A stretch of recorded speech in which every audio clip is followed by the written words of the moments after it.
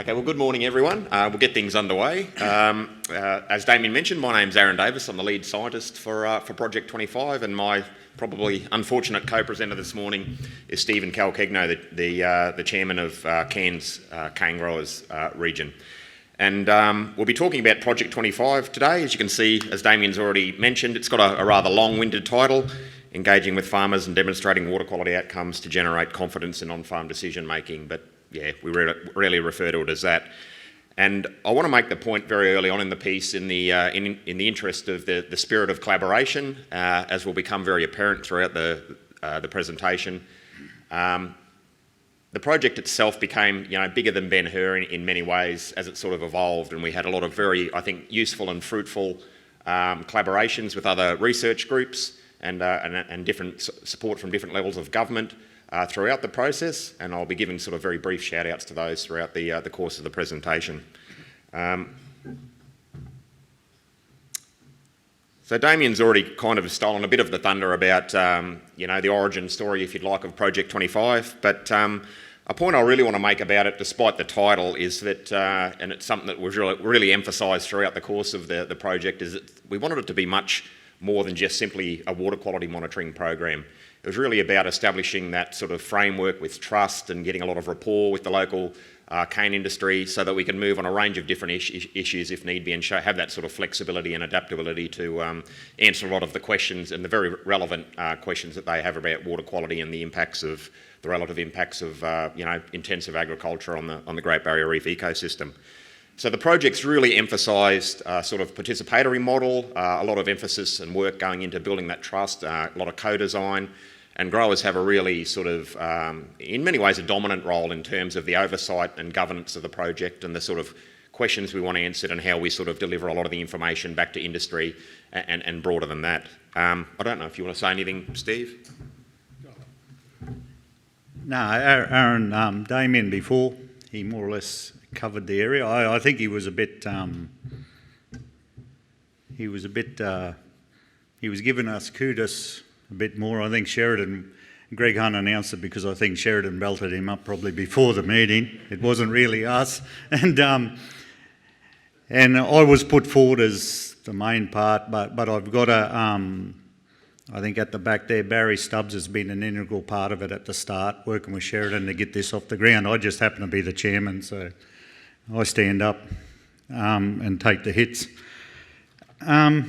There is one thing that I'd like to say. It has developed a bit further from what the original intent of it is as we go through it.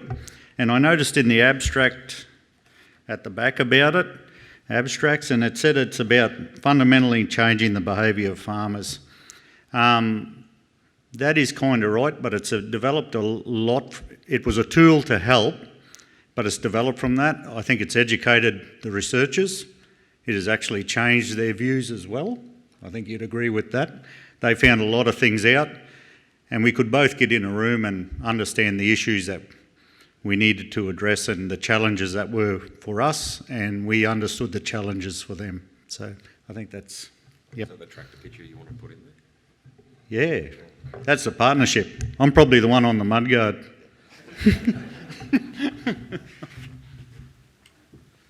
So I'll just jump into some of the, not too much of the nitty-gritty detail of the water quality side of things, but just to give you an idea of the value of this sort of delivering, locally relevant information to key stakeholders like farmers. So water quality monitoring was obviously a big part of the foundation of the project, and a lot of the project resourcing went into trying to develop and implement a robust, very credible and locally relevant and accessible water quality monitoring program for farmers. And one of the great things about the Russell-Mulgrave catchment is it's a fairly simple catchment in some ways. A lot of the creek and river systems have rainforested World Heritage Area upper catchments before there's sort of transitions into that developed agricultural floodplain in sort of the bottom reaches. And we can do lots of really interesting things with the data out of those particular systems in terms of communicating messages back to farmers. We can sort of start teasing out or partitioning what we think are the different contributions of agriculture from the natural background, contributions of rainforest and those natural inorganic nitrogen signals that we get in these creek systems. And when you're working with local farmers, they're familiar with the system. We know the sort of, the specific areas of cane farming there. You can sort of start converting a lot of that information into numbers that are kind of much more relevant to the language of a cane farmer. You can highlight that it's not about, he doesn't have to halve his fertiliser rate to the paddock. It's really just about, in terms of reef plan targets and things like that, it's really just about knocking 50 or 60% off those, the 5 to 10 kilos of din that he might be losing from his paddock in particular years. And some of the results that you can see there on the slide really highlight the year-to-year variability that we see in these systems. It's driven, obviously, in large part by the climate and distribution of rainfall and weather.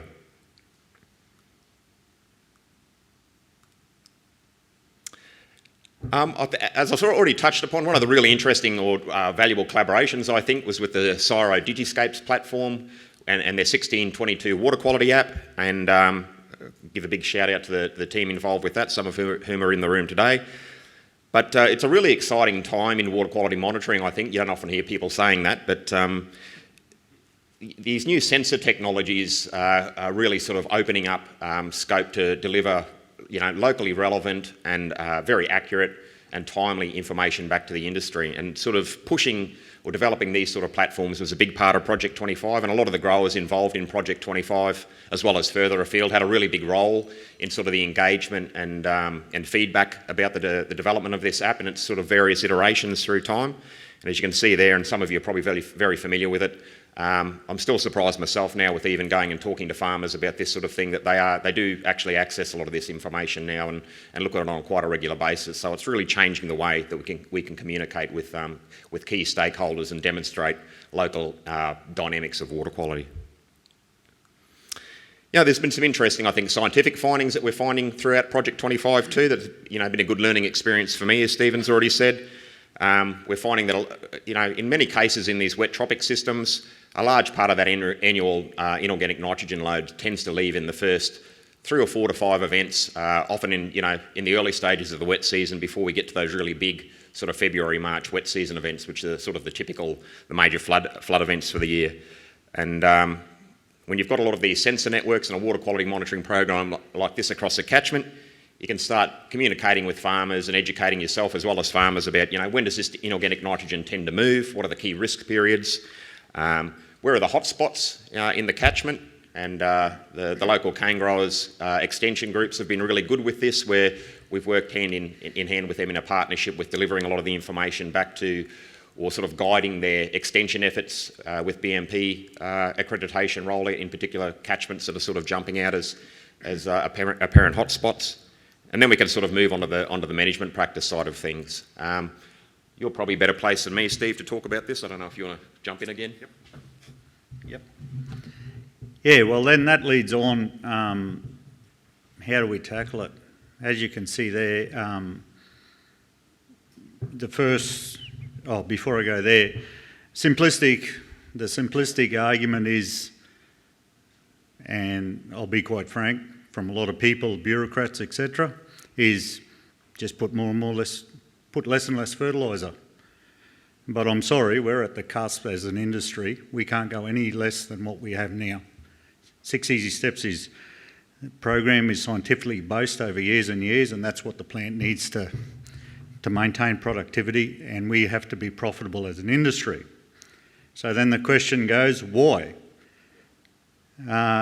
We're a $2 billion export industry in the Queensland economy, because 90% of our sugar goes off out of Australia. We're an export industry basically.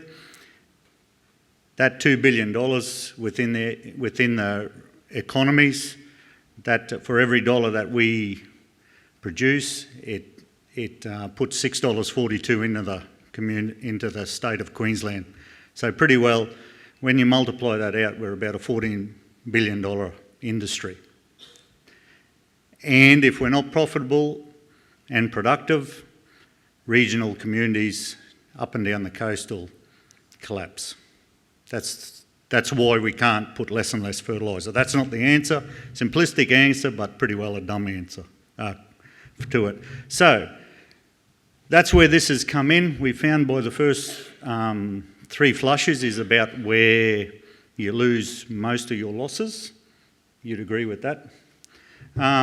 So we need to keep it on farm. That's what we need to do. And we're looking at, we do the main things that farmers have been doing: placement of fertiliser, the timing, which was really important. We've seen there's always been this view that we put the fertiliser on 6 weeks after the cane emerges after harvesting. But what we're seeing is, I think there's a debate now, we would be better off putting on a bit sooner than after harvesting, and get ourselves away from that first monsoonal flushes, because that's where you lose most of your fertiliser. But now we're getting into another area where we're looking of catchment interventions. And what I mean by that is, let's try and utilise, we're looking at utilising the wetlands, how we can, because we're designed primarily in the years gone by are trying to get, because we're high rainfall areas, to get the water off as quick as possible. So how can we slow that water up? Maybe redirect it into the wetlands a bit more to try and slow that up, use them naturally. And actually we've got a lot of drainage systems in the area, especially down the Babinda area. A lot of drainage systems. Can we slow that water up to try and give time for that nutrient to settle out? So we're going down that path now, doing a survey on that. And the whole focus now is trying to keep that on farm. So that's about it. Thanks, Steve. And another one of the really important collaborations that became integrated into the project after a year or two was a research project with the CSIRO social research team, so Simon Felke, Bruce Taylor and his crew. And it was a really valuable addition to the project, where they did a lot of sort of semi-structured interviews with growers within Project 25 and also out, broader in the industry, researchers, extension staff and things like that. And I probably don't have time to go through all of the results in their glorious detail, but they came up with a fairly, I think, simple, and hopefully you can make out some of it on the slide, a theory of practice change logic flow diagram here. And it kind of highlights a lot of the steps that we went through with Project 25 in many ways. So there's a lot of that effort early on with the agenda building, developing that rapport and trust framework with the industry, targeting really influential local growers to sort of act as, or have an agreement with them to be advocates for the project itself, particularly in the early days when it needs a bit of credibility and momentum. Got the local collaborations and interaction going between local farmers and scientists like myself, and also the CSIRO teams. And then it was sort of the water quality monitoring program was built upon that. And as you can see from the flow diagram there, some of these processes sort of get, the box gets ticked, it's complete. Some of them are sort of ongoing, continual processes that you'll never probably get away from in terms of, grower and scientist education and interaction. But the really exciting thing was that the social science team identified that there had been significant shifts in the attitudes and also practices of farmers, so that they were acting on their new knowledge, they were acting as positive agents of influence and practice change, advocacy within the industry, and that there had been significant evidence of locally significant practice change and cultural changes in attitudes and perceptions around water quality, which will hopefully in the long term lead to sort of sustained and ongoing water quality improvements. And really importantly, that thing like enhancing the industry's reputation as sort of in terms of environmental stewardship. So just in terms of a few quick conclusions, I guess a couple of take-home points are that establishing these sort of this traction with the industry and these collaborative relationships and rapport, it really does take time. It's not something that happens in 6 months or a year. I think probably myself, I don't know if I can speak for the industry, but it probably took 18 months to 2 years, I think, before we really sort of settled down and got completely comfortable in each other's presence, and we're happy to sort of voice all of our different opinions on things. Is that... Yeah, well, we had still not there? Well, we had crocodiles we could throw you to. Yeah, no. As the research collaboration I've already talked about today demonstrates too, these projects become really multidisciplinary, and your Project 25 had to lean upon expertise from not just water quality or agronomy and farmers' very valuable knowledge about how their systems work. There was sort of, IT expertise, user experiences with online platforms and apps and things like that. It really did become, really convoluted and complex, and just gives you an idea of how broad in scope these sort of projects may have to be moving into the future to really try and, get that meaningful on-ground change or interaction with key stakeholders. I think a lot of the technology costs are decreasing with some of these things. The water quality sensor cost was always prohibitive. They're sort of becoming much more reasonable now, in the scale of just less than $10,000 instead of, $30,000 to $40,000 per sensor as 5 or 10 years ago. And I think think some of the demonstration of the benefit of Project 25 is that there's real interest in other cane growing regions too, with regards to implementing very similar models to deal with very similar questions that they have in their sort of local areas. So I think some sort of evolution of Project 25 in the lower Herberts well underway at the moment, and hopefully it's a bit of some of the findings that or learnings from the project will be a useful model for a whole range of different research, not just on water quality moving forward.